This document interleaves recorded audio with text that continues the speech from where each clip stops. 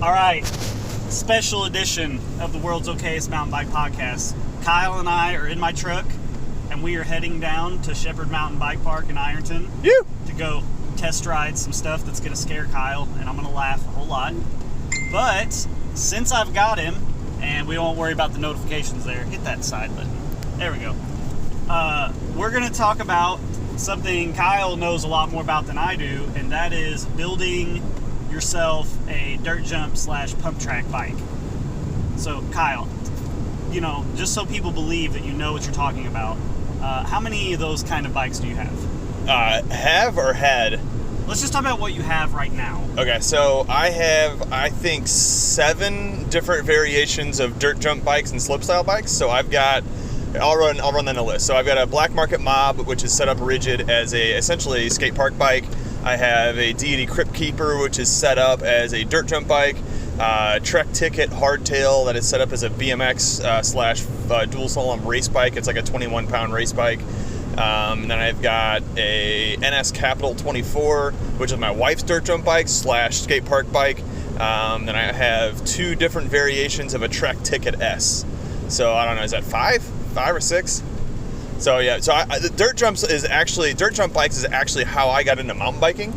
So back in college, I had a buddy of mine show me a dual slalom track at college, and I actually owned a nice dirt jump bike before I ever owned a nice mountain bike. Like I had a mountain bike, but it was old, like 90s old. And so dual slalom and dirt jumps was actually how I got into mountain biking. Yeah, and so you actually helped me buy my first, what I would call like good bike ever. And this was when I lived in Houston, and I didn't really even know you. I just knew you were a bike guy. So I messaged you on Facebook, and Kyle helped me pick out a bike that it became my dirt jump bike, but it was also kind of my trail bike because I was recovering from a broken femur and just wanted a bike to ride the trails on that I could then do dirt jumps on once my leg felt good. And I ended up with an Intense Taser, which I know now the Taser is like their e-bike, but back then it was kind of a dirt jump bike, but honestly it was really made for like 4-cross. It was a race frame. Yeah, it was definitely a racing frame for them, because that was back that frame was made back in the day when 4-cross and dual slalom were still part of the UCI circuit, I think. Yeah. And so dual slalom and 4-cross was still being raced pretty regularly back when that frame came out in 2011. So those hobbies have kind of disappeared with the evolution of enduro has kind of replaced the spotlight for 26-inch wheel hardtail sport. Yeah. So dual slalom, 4-cross, etc. That thing was good for mellower jumps and berms and like that kind of stuff. But when the jumps started to get real steep, I know this now because now I have a new dirt jump bike that Kyle basically picked out everything on and built for me that we'll talk about in a minute. But now riding that compared to what I had, it was definitely too long of a rear chainstay. The front was kind of extended out with a lot of offset on the forks. And when the jumps got really steep, it just didn't shoot you off the jumps. It just didn't have that pump. Or pop, I guess. Well, the back end of that bike was really long, and it was definitely made for stable racing and getting a further leverage point on pumping through rollers for manualing and stuff on a racetrack. Yeah. So now we built you a new bike though. Yes, we did. And so you haven't really had a chance to ride any jumps on it yet, but we will shortly. Yeah, just goofing at the skate park. That's all. So what have you noticed though, is from a race geometry dirt jump bike from the early 2010s to a current modern geometry dirt jump bike? What have you noticed the biggest differences? So what I have now is an Octane 1 Zircus frame, and I think it just comes in one size. Yeah, it's one size. It's a really good size. Actually, it's a 22.5 inch top tube, which is kind of like that sweet spot for most average heighted adults. Yeah, and I'm guessing that it is the right size for me, but to me, compared to my old bike, and especially compared to my size large / it feels smaller. Tighter though. Tighter, yeah. So like when I'm just out on the asphalt, just doing like corner drills, just weaving between cones or whatever, I actually notice that if I don't focus on keeping my weight centered, that I will weight the front end way more than I need to and be slowing the bike down. So since it's shorter, I actually have to be conscious of keeping my weight in the pedals, or I'm actually like get too much weight off the back end.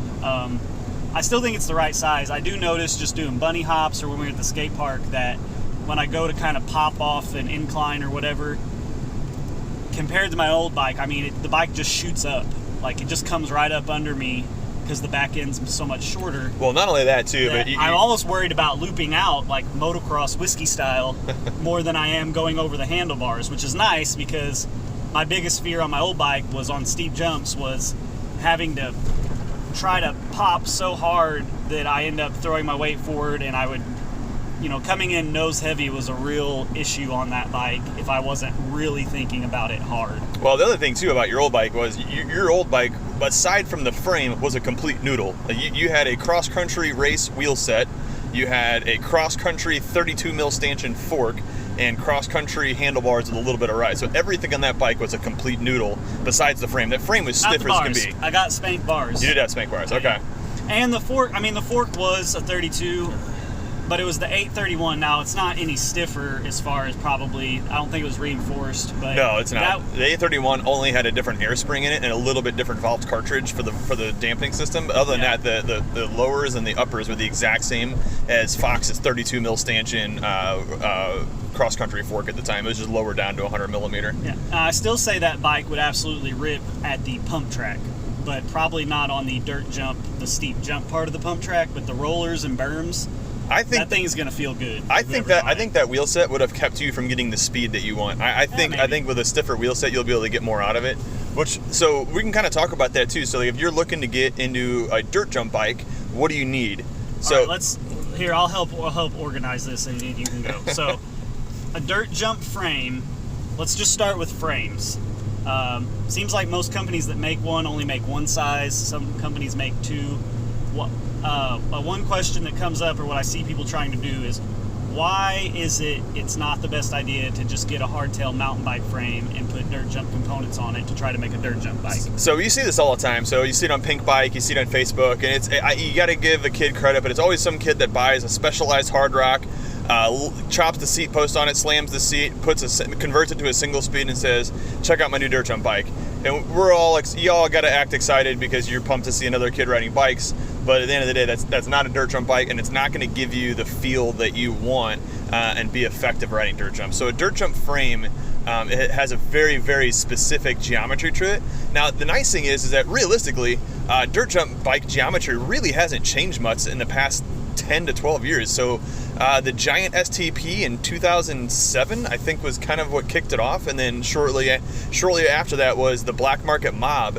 And the Black Market Mob kind of revolutionized the industry for frames. And so really, the barrier for entry to getting into a dirt jump bike in the used market is pretty cool, because you can get an older dirt jump bike and set it up with a modern handlebar and a short stem, and you can do pretty good. But it's so different than a traditional mountain bike. I mean, honestly, it seems to me the only thing that usually is holding the older used bikes back that I see is the forks are usually not forks and wheels, yeah. But the big difference too is that, like, a dirt jump bike will have the top tube length of a large mountain bike and then the seat post length of an extra small. So and then you have a less aggressive or a more slack head tube on the more stable dirt jump bikes and race bikes, and then you'll have a steeper head tube on the park bikes, because it's easier to spin and do tricks and kind of get your weight over the front of it. So where does my bike fall in that spectrum? I mean, I know there's not a huge range, but so your bike leans very heavily towards a dirt jump frame, jump geometry, and the more we see park geometry and like street geometry is kind of getting blurred. There's not as many companies doing a dedicated park or street geometry frame. There's a couple out there, but for the most part now, the industry has kind of shrunken a little bit since its heyday back in like 2010. And most companies now are traditionally just producing dirt jump bikes dirt jump trail geometry per se, and then the same thing with sizing has gotten pretty limited. The big thing is top tube length. So like mountain bikes, we measure the top tube, or we measure the length by the seat tube essentially, and that's kind of the way most people size their mountain bikes. And I'm very particular about reach. And so I buy my mountain bikes based on reach, and I end up with the top of the seat tube that's way too long. But the big thing on mountain bikes is that your smaller mountain bikes are going to have a 21.5 top tube, and then your bigger mountain bikes or your bigger dirt jump frames are going to be like 23.5 up to 24 for a couple of frames, and most of them are going to fall somewhere in between. So every dirt jump frame that I ride falls between a 22.25 and 23-inch top tube, and that's kind of my sweet spot. The only difference is I do have one black market mob that has a 21.25 top or 21.5 top tube, and it really does feel very short, which is why I put a rigid fork on that and kind of made that my park bike. So I only ride skate parks with that bike, and I'm terrible at riding skate parks, and so it really doesn't have to be anything too wild. Yeah, I'm kind of like what I've seen you at the skate park, and I'm no better. Let's just say that I'm not any good at it either. But I'm kind of like, why do you even have that bike anymore?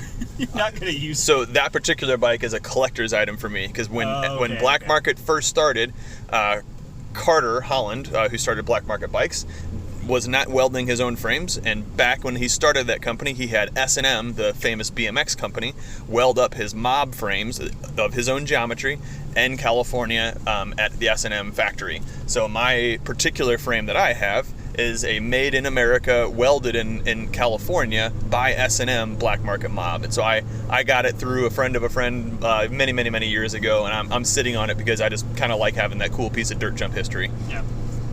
All right, so if somebody's looking for a dirt jump frame, there's just a plethora that are all very similar in geometry. The NS bikes, the Octane 1 bikes, which I think are owned by the same company. Yep. Trek makes the Ticket. Specialized has the P3.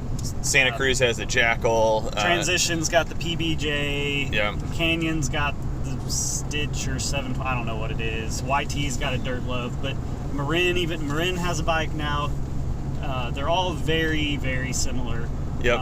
And the only real differences I've seen are like the Ticket has it doesn't have dropouts, right? It's like it's got an integrated tensioning system, and you can run a through axle. So the Ticket, and then also the Santa Cruz Jackal, and I don't know if the P3 does, but they use a traditional 142 through axle in their dropout system, and then their tensioning system is built into the frame.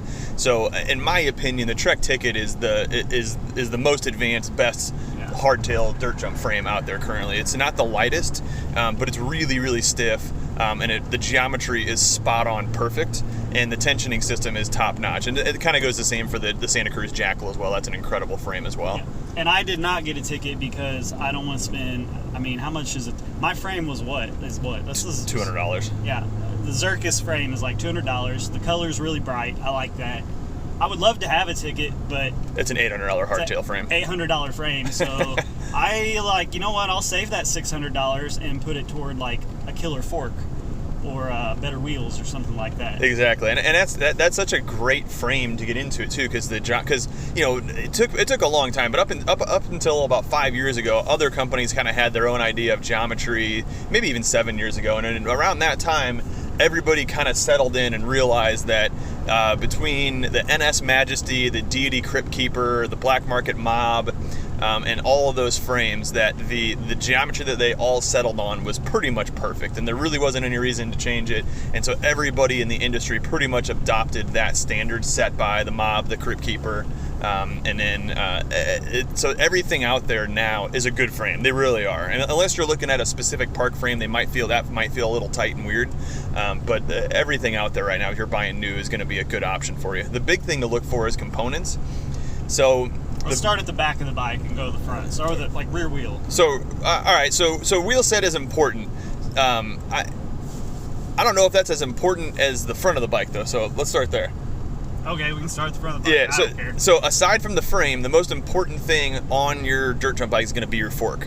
So in my opinion, you want to have a fork that has a 100% air spring, so that way you can control the pressure completely. And if it has an air spring, it's going to be nice enough to where it's going to give you a good solid rebound adjustment as well as a compression adjustment. So I really feel like the fork is the first thing you should look for. And so if you're looking at used bikes, there's a lot of bikes out there that came with a RockShox Argyle RCT, which was their 32 mil stanchion, aluminum stanchion, dirt jump fork. So Sorry, I'm scaring Kyle here, thinking about passing the truck, but then I didn't. I'll let you edit that part out because we ran over the No, I'm rumble leaving it in. We're not editing that out. Kyle got silent because he thought he was going to die. Oh, I figured you were going to edit out the rumble strips in the middle of the road. Nah. All right, so the big thing is the fork, though. You got to get an air spring fork, and there's a bunch of good options out there. So, like, my favorite option out there is the RockShox Pike. It is equally as nice as the Fox 831 36 mil stanchion. I've actually had both over the years. I don't know if I knew any bit of difference between the two. They're both fantastic forks. And the other one that kind of runs up there in that same echelon is the Manitou Circus Pro, which is new as of last year, and it's got a 34 mil stanchion chassis with a complete air spring and a pretty nice damper system to it. So those three forks is where I would try to find a bike. Try to find a bike that has those. And if you're looking at an older bike, the RockShox Argyle RCT, it was their dirt jump fork for many, many, many years. It runs on a 32 mil stanchion with a 20 mil axle, and it has an air spring. But that's the biggest thing, is you want to be able to have that control and support your weight and riding style, because depending on where you're riding it, like if you're riding skate park, you pretty much want that fork locked out. And if you're riding big dirt jumps, you might loosen it up a little bit just to kind of give yourself a little more squish and a little more room for air. But that's the first thing you want to look for when buying a dirt jump bike, is what kind of fork does it have, and is it going to handle the level of riding that I'm going to be riding at. Now, if you're on a tighter budget, the Manitou Circus Expert, Yep. is that, I can't remember, is that like spring with air assist or something like that? That's what it is, and that is a great bang for buck fork. So we sold a ton of those, and if the barrier for entry into a pro level fork like the 831, the Pike, or the Pro is too high, because those are expensive forks, that Manitou Circus Expert is a great fork to get you going. So it is a coil sprung fork, so it's going to be a little bit heavier. It does have an air assist though, so it's not a complete air spring, but it's going to give you enough adjustment to kind of get it dialed in. And there's a lot of guys that ride at a high level that really do like that fork. So after that, next to that is going to be a wheel set. And so the big thing on dirt jump bikes is you want to have a stiff wheel set that's going to take some abuse. So being a 26-inch wheel, it's going to be they should be pretty strong. And most dirt jump bikes that are going to come factory are going to come with a wheel set that's nice enough to do what you want. The big thing what you want to look at is whether or not the rear hub has a driver, like a BMX bike, or a cassette. So if you think you might be changing gear ratios, or you think you might be moving cogs around for different tracks or different dirt jump sets and stuff like that, you want to make sure you get one that gives you access to doing that. So I'd recommend getting one that has a traditional Shimano free hub to it. Is that what I have? Yours is, yeah. Okay. Yep. I don't know. I know nothing. Kyle built this bike for me, basically. And so, because the big thing is that if you don't like the ratio, you can always change the cog on the rear, and that's a huge benefit if you're going to be racing dual slalom or four cross or even BMX, where different courses call for different things. I do have one of my dirt jump bikes is set up with a driver. It's got a profile wheel set on it, so it's very similar to a BMX bike. But the other thing is too is that you want to have a wheel set that has a female hub with a male stud bolt-on axle. Because it's going to be the strongest and be the tightest in a traditional BMX dropout. So a lot of the dirt jump frames out there have a traditional horizontal BMX style dropout, and you want to have something that's going to be able to stay in the dropout and stay snug and not be popping forward if you case something. Yeah, you don't want, well, like what I had was like on my old bike, I just had it was like the quick release, just the real skinny little quick release mountain bike type deal. And when I would come up short on jumps, you just couldn't get it tight enough without being so tight that you like can't get it loosened back up again. To the one side of the wheel, the non-chain side, would kind of slide back a little bit if I cased a jump. Right, and a bit other thing too is those quick release wheels. Quick release wheels are hollow in the middle because the quick release skewer's got to fit through, and it's just not as strong. I broke so many rear hubs and front hubs on quick release when I was first getting into it, and then after that. Everything else is kind of personal preference. So I mean, a handlebar for a dirt jump bike, typically you're going to want to be between a 35 mil and a 50 mil rise. I ride between a 40 and a 50 on all of my bikes.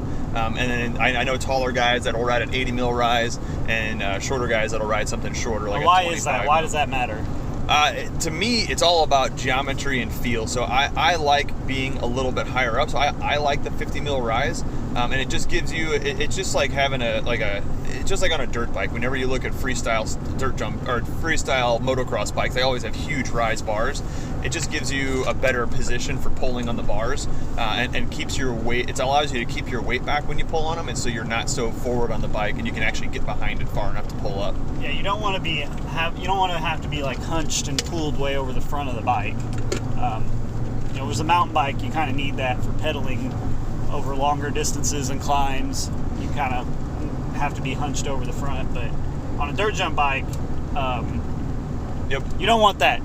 No, and if you look at trials bikes and stuff like that too, so trials bikes will run even a taller rise than that for that same purpose. A lot of those trials bikes, those guys will spend a lot of time hopping around in their rear wheel, and so some of those guys will run, anywhere between a 50 and an 80 mil rise bar traditionally. Okay, wheel set. So does it matter like 32 hole, 38 hole, 28 hole? So it depends on your weight and your riding level. So most dirt jump wheels, any 26-inch wheel set you're going to find these days, for the most part, is going to be a 32-hole wheel set, just because nobody's riding 26 on anything besides a dirt jump bike. Right. So they're kind of getting pigeonholed into 26 being that size. Now, and there's one company out there producing a 27.5 dirt jump bike.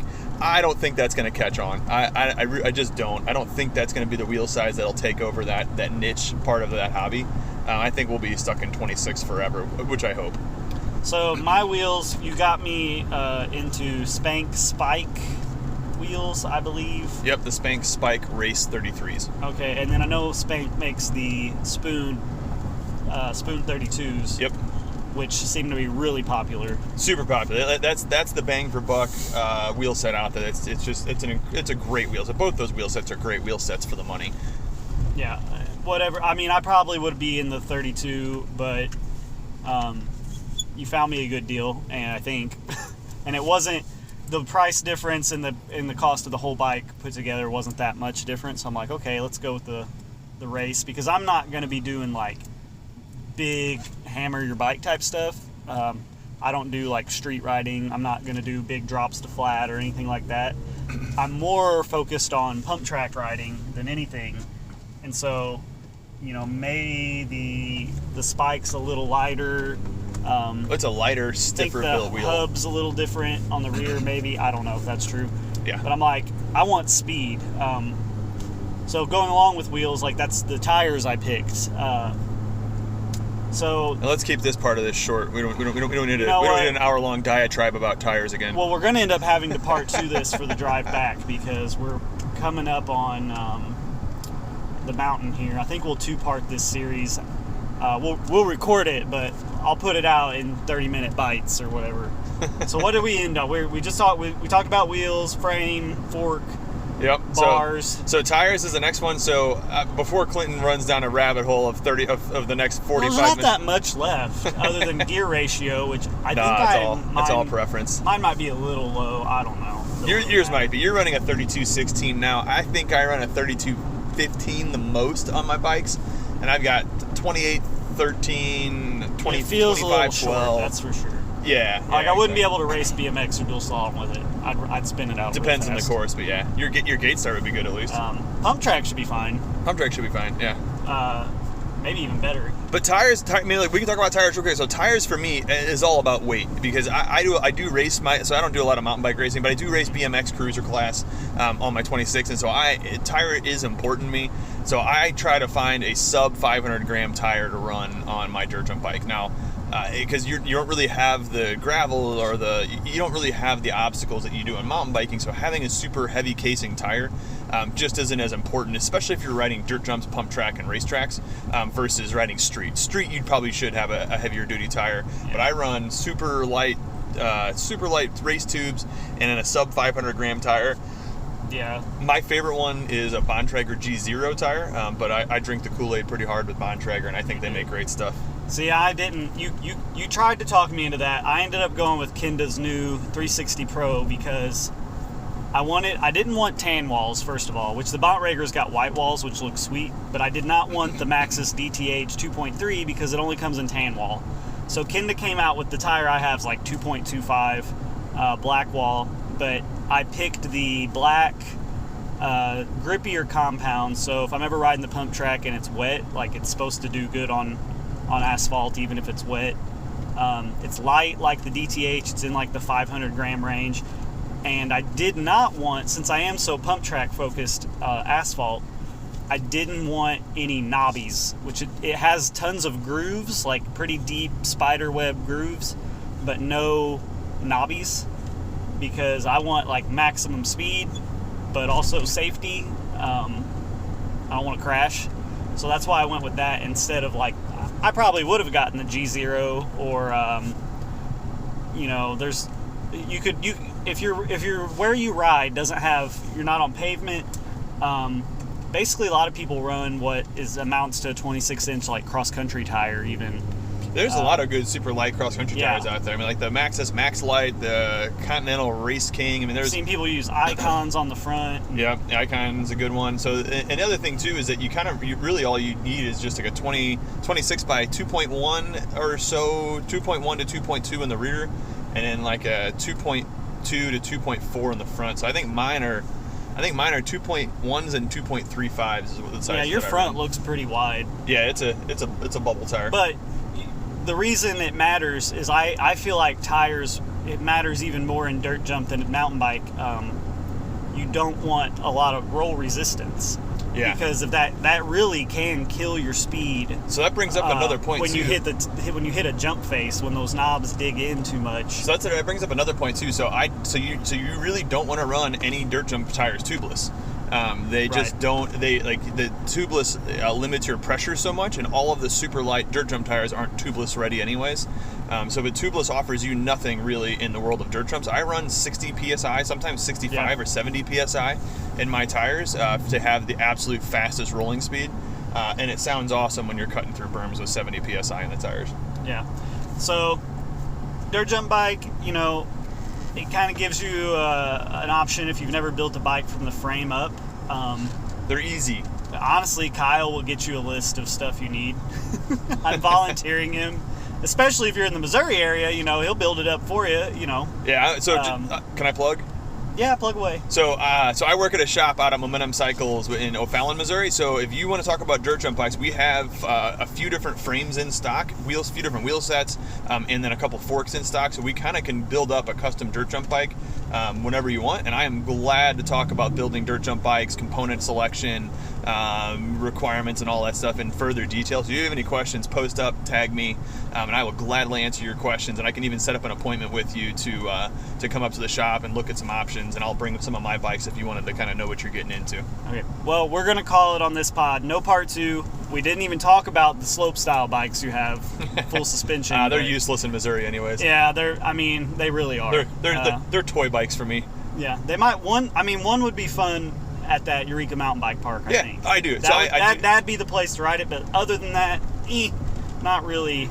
No, don't call for that. Don't buy a slopestyle bike in the Midwest. That just means a dirt jump bike with full suspension, maybe a little bit longer fork. Yeah. Don't bother. Don't bother. It's not worth it. No.